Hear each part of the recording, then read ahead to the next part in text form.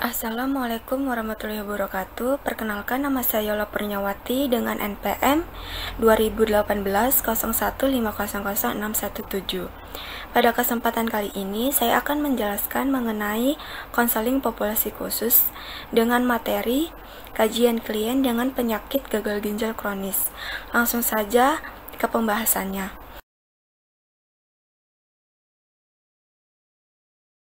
Gagal ginjal kronis merupakan penurunan fungsi ginjal progresif yang irreversibel ketika ginjal tidak mampu mempertahankan keseimbangan metabolit, cairan, dan elektrolit yang menyebabkan terjadinya uremia dan azotemia. Gagal ginjal kronis adalah kegagalan fungsi ginjal untuk mempertahankan metabolisme serta keseimbangan cairan dan elektrolit akibat destruksi struktur ginjal yang progresif dengan manifestasi penumpukan sisa metabolit di dalam darah.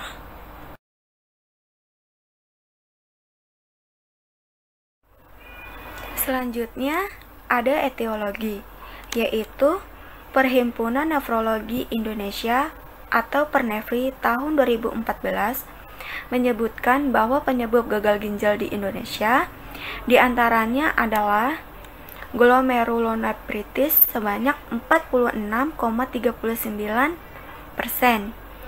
sedangkan obstruksi dan infeksi sebesar 12,85%, dan hipertensi sebanyak 8,46%, sedangkan penyebab lainnya sebanyak 13,65% menurut Drakbar tahun 2008. Dan dikelompokkan pada sebab lain diantaranya nefritis lupus, nefropati urat, intoksikasi obat, penyakit ginjal bawaan, tumor ginjal, dan penyebab yang tidak diketahui. Etiologi gagal ginjal kronis dapat disebabkan oleh penyakit sistemik seperti diabetes mellitus, glomerulonefritis kronis, pyelonefritis, dan hipertensi yang tidak dapat dikontrol, obstruksi traktus urinarius, dan lesi herediter seperti penyakit ginjal polikistik menurut Branner dan Surdar tahun 2008. Adanya tanda dan gejala gagal ginjal kronis. Menurut Aulia tahun 2017, tanda dan gejala yang timbul karena penyakit ginjal biasanya sangat umum, yaitu juga tampak pada penyakit lain seperti tekanan darah tinggi, perubahan jumlah kencing dan beberapa kali kencing dalam sehari, adanya darah dalam kencing, rasa lemas serta sulit tidur, kehilangan nafsu makan, sakit kepala, gatal, sesak, mual, dan muntah, bengkak terutama pada kaki dan pergelangan kaki, bengkak pada kelopak mata, waktu bangun tidur pagi hari. Menurut Baughman dan Hackley tahun 2000, gambaran klinis pasien gagal ginjal kronis ditunjukkan sesuai keparahan kondisi pasien dan bergantung pada tingkat kerusakan ginjal, kondisi lain yang mendasari, dan usia pasien. Yang pertama, manifestasi kardiovaskular, yaitu mengalami hipertensi, gagal ginjal kongestif, edema pulmonal, perikarditis. Dan yang kedua, gejala dermatologis, yaitu mengalami gatal-gatal hebat, serangan uremik tidak umum karena pengobatan dini dan agresif.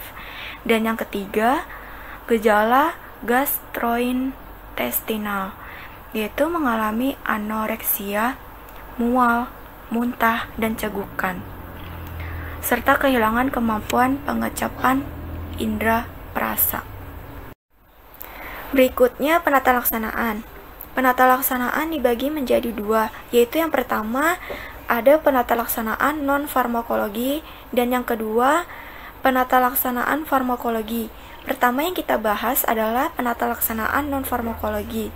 Pertama ada penata laksanaan diet. Tujuan penata laksanaan diet pada gagal ginjal kronis adalah mempertahankan status nutrisi meski asupan protein, kalium, garam, fosfat dibatasi dalam diet. Pembatasan protein harus dilakukan secara hati-hati untuk menghindari malnutrisi. Diet gagal ginjal harus mendapat energi yang cukup dari karbohidrat dan lemak untuk mengurangi katabolisme protein tubuh dan mempertahankan berat badan. Asupan cairan biasanya dibatasi sebesar 500 ml ditambah jumlah pengeluaran urin pada hari sebelumnya. Pembatasan natrium dan kalium bergantung pada kemampuan fungsi ginjal untuk mengekskresikan elektrolit ini.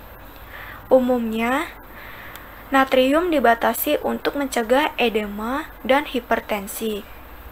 Dan makanan tinggi kalium, misalnya buah dan sayuran, coklat harus dihindari. Makanan tinggi fosfat seperti berbagai produk susu, misalnya susu, es krim, keju, yogurt juga harus dibatasi. Dan yang kedua, penata laksanaan farmakologi. Pasien gagal ginjal kronis memerlukan sejumlah obat untuk mengendalikan gejala yang menyertai disfungsi ginjal. Obat ini meliputi seperti untuk penurunan hipertensi dan vitamin D. Adapun pengobatan gagal ginjal kronis berupa pengganti ginjal. Ada dua jenis pengobatan yang diterapkan pada penderita gagal ginjal kronis, yaitu yang pertama hemodialisis, yaitu menggunakan mesin. Keunggulannya tidak perlu repot. Harap dicatat setiap pasien yang sudah terkena gagal ginjal kronis harus mengontrol asupan atau masuknya cairan atau air minum per hari, maksimal 600 ml atau 0,6 liter setara dengan 1 botol. Jika tidak terkontrol pada saat proses hemodialisis, biasanya mesin akan menarik sampai kepada berat kering terpenuh sehingga pasien akan mengalami kram pada kakinya atau tekanan darah tidak stabil. Biasanya menjadi turun drastis. Berat kering adalah berat normal karena air sudah dibuang dari tubuh. Karena pasien gagal ginjal kronis tidak dapat buang air kecil lagi.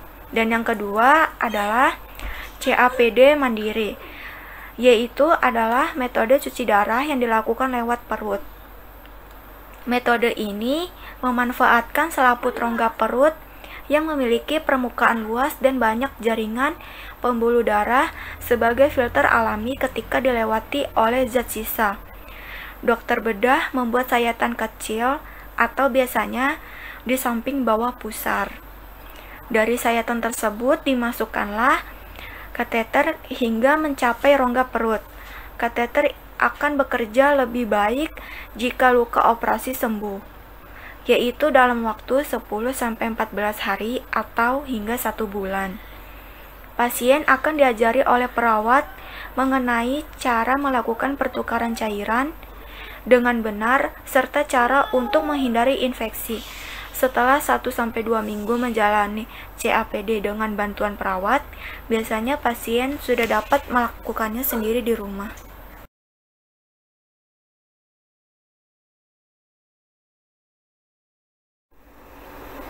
Selanjutnya deskripsi narasumber.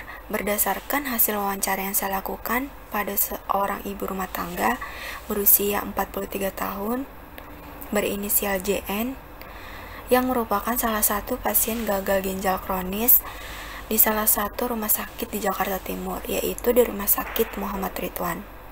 Awal JN sakit gagal ginjal kronis, JN ingin diet, tetapi JN melakukan diet yang salah. JN jarang makan nasi, tiap pagi JN selalu meminum kopi. JN juga suka meminum minuman kemasan yang bersoda. JN juga mengidap penyakit darah tinggi. JN sudah 6 tahun mengidap penyakit gagal ginjal kronis. Dilihat dari kesehatan fisik JN tidak dapat melakukan aktivitas sehari-hari seperti biasanya semenjak mengidap penyakit gagal ginjal kronis. Kondisi fisik JN yang dirasakan adalah kondisi badan yang sangat tidak nyaman, rasa lelah, rasa sakit, dan tidak bisa tidur, sehingga JN sudah tidak sanggup menahan penyakit yang dideritanya, terutama efek yang ditimbulkan dari hemodialisis atau cuci darah. Kaki yang mulai membengkak semua. Terkadang sulit tidur karena sesak nafas dan mengharuskan JN tidur dengan posisi duduk. Akibat keadaan fisik yang lemah, JN tidak dapat melakukan aktivitas sehari-hari dengan baik dan membutuhkan bantuan dari suami dan anak-anaknya. Sehingga muncul perasaan negatif dari JN berupa persepsi bahwa JN merupakan beban bagi keluarga dan tidak mampu berperan sebagai seorang istri dan ibu yang baik. JN juga mengeluh terhadap kemampuan JN dalam berkonsentrasi yang menjadi sangat kacau, dan JN juga merasa kecewa atas penampilan tubuhnya yang mulai membengkak yang merupakan efek samping dari hemodialisa atau cuci darah ini.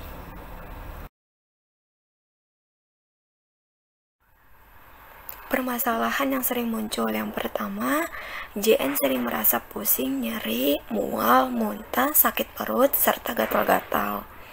Dan yang kedua, JN juga terkadang stres karena merasakan sakitnya. Selanjutnya, analisis kebutuhan, yaitu yang pertama pendekatan diri kepada Tuhan Yang Maha Esa, dan yang kedua butuh dukungan dan dorongan semangat terhadap dirinya dari keluarga, dan yang ketiga butuh rasa nyaman dan tenang di dalam keluarganya, dan yang terakhir makanan sehat adalah makanan yang seharusnya mengandung beragam nutrisi yang dibutuhkan oleh tubuh.